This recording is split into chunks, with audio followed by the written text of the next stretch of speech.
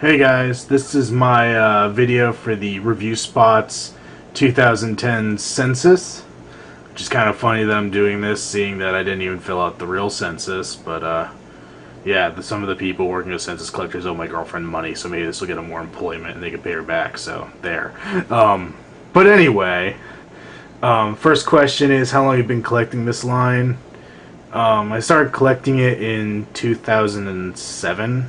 I found Michael Myers and a Sackhead Jason from NECA on clearance at Spencer's, and that kind of started the obsession.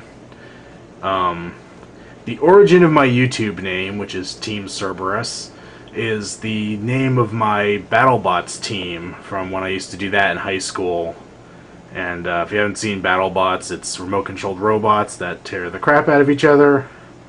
And I did that for about 4 years, actually a little beyond that, with smaller sizes to make it more affordable after I was out of school. But yeah, that's the origin of my name. I actually had some people yell at me because they claimed they came up with the idea of the word Team Cerberus. I don't claim to be the originator of thinking Team and Cerberus put together, but come on. It's kind of ridiculous to argue over that. But anyway, from the toy line I've been collecting, what is the best figure in that line? My answer is this guy right here in the middle, the Mezco Part 6 Jason Voorhees. First of all, it is my favorite Jason movie that this guy comes from, so that doesn't hurt. But he's got great articulation.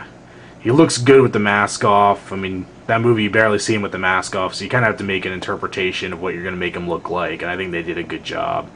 Came with some nice accessories, and overall I think he's a pretty sturdy figure. It's one of the few ones I don't have trouble with, as you know, I've messed with them more and more. His joints are still pretty sturdy, so definitely count him as one of the best. Let's see.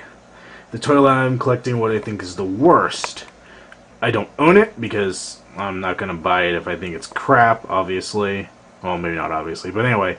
From what I've seen, NECA's Exorcist figure looks really pathetic. I mean, a set of stairs with a girl bent over backwards on them. I mean, I like the Exorcist, but I would have rather...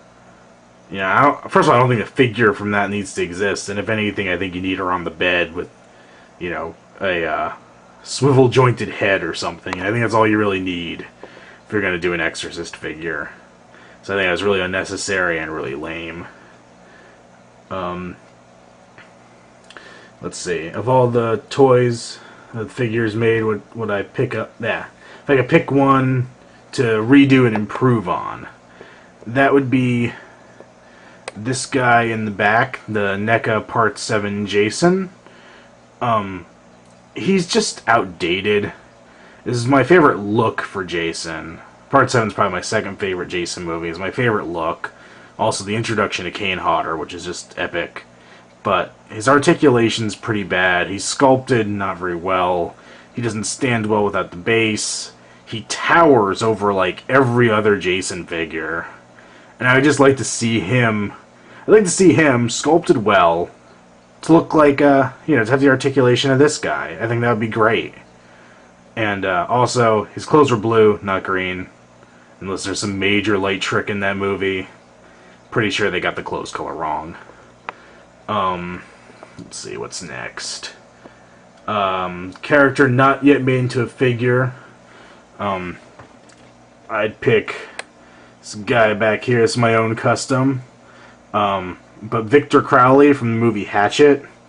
I love that movie. There's a sequel coming out later this year. And I'd really like to see an official figure of him. Maybe Mezco can pick it up to round out their Cinema of Fear line. Yeah, I think that's probably Pipe Dream, but that would be freaking awesome. But Victor Crowley would be awesome to see an official figure of. And let's see. What's the most I've spent on a figure? The most I've spent on a figure, I think, is this guy right here, this Freddy. I think I spent about $30 on him. And that was basically, I was gonna buy them in stores, and I missed the opportunity. The only one I could find was on Amazon, and I think it was like $20-something, and then shipping ended up being ridiculous. I don't remember where I got it from, but by the time I got to checkout and saw the shipping was high, I was already sold. I needed to get the thing. I didn't want to wait anymore, so I just paid it. So he's probably my most expensive. I actually have a couple 12-inch figures that I actually got for less than him, so it's kind of sad, isn't it? But $30 isn't horrible, right? I'm not that bad of an addict for $30, right? Right? Yeah. Okay. Last question. What is the Holy Grail? My Holy Grail would be a Part 4 Jason. Obviously, here is a custom I did because I can't afford the real one. The real one goes for about, seen anywhere from like 125, 160, 70 more. It's expensive, and if I could find a good deal on it, I would snatch it up in a second. Even out of the package, because I don't keep things in packages. So, even if I could find a loose one for a good price, I would be happy. Hint, hint, anybody sees this, wants to sell a loose one, or sees one on eBay for cheap, let me know. Yeah, but anyway, so that's my answers to the Review Spot 2010 Census. Bye.